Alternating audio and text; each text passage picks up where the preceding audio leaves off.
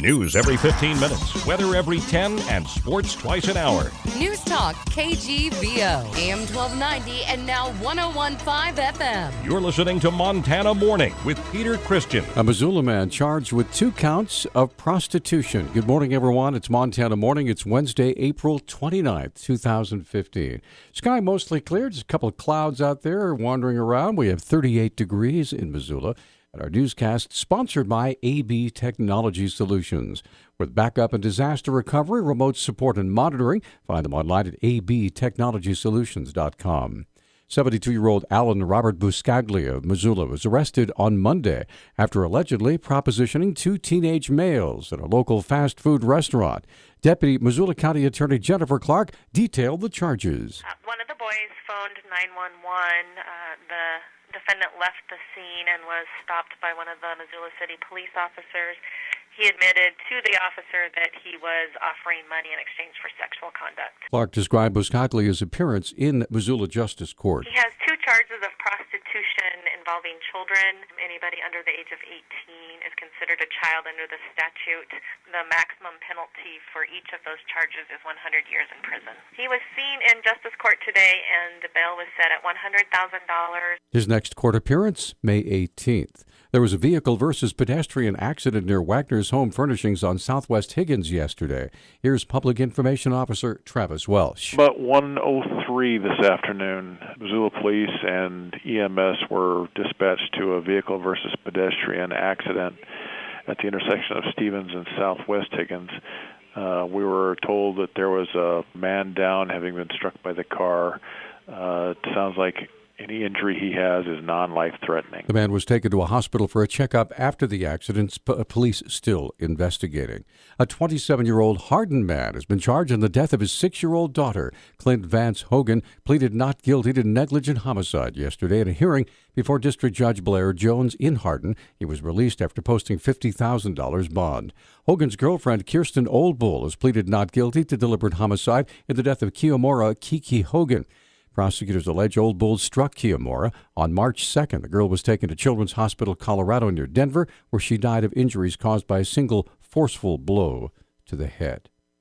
Montana's 64th legislative session officially came to an end yesterday. Although the floors of the House and Senate are closed, there's still a lot of finger-pointing going on and political jockeying. Dave Parker with the governor's office said Governor Bullock was disappointed that the House failed to pass a large infrastructure bill. That means that there won't be any infrastructure projects that were contained in that bill happening in Montana, and that's unfortunate that a small minority of extremists in the House blocked passage of that bill. Republicans, on the other hand, say the governor's to blame for the lack of an infrastructure bill. They say the governor took a, quote, all-or-nothing position, end quote, that would have loaded the state down with $100 million in debt. Republican Senator Matt Rosendale said communities are learning to live without money from the state. They discovered a long time ago that waiting for Governor Bullock to provide additional funding for infrastructure is like waiting for Lucy to hold the football for Charlie Brown. It's going to get yanked out again.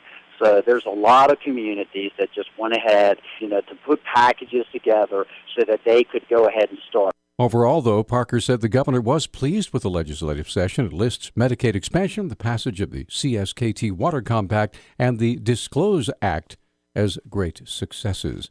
When the gavel sounded to close the session, a sigh of relief could be heard from the Office of the Commissioner of Higher Education.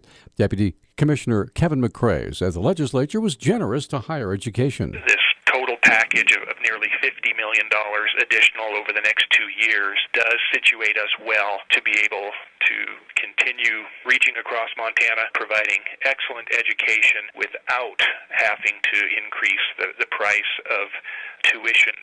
McCrae said officials were also pleased that the legislature continued to keep guns off college campuses. So there was a gun bill that some had advocated for to have gun carry on campus, and the legislature did defeat that bill. And we had a lot of concerns about that bill, so we were glad to see that. The legislature adjourned 3 days early without passing any infrastructure bills, as we just mentioned.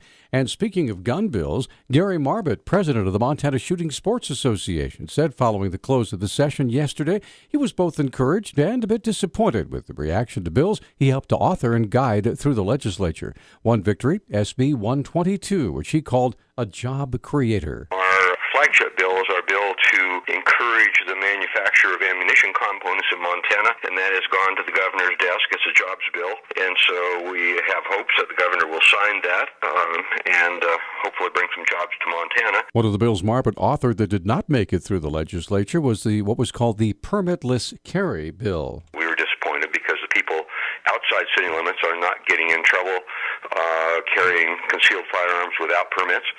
We think their city cousins are just as good a people and deserve the same privilege. The Montana Shooting Sports Association is asking its members to contact the governor's office and urge him to sign SB 122, the bill that would encourage the manufacture of ammunition components here in Montana.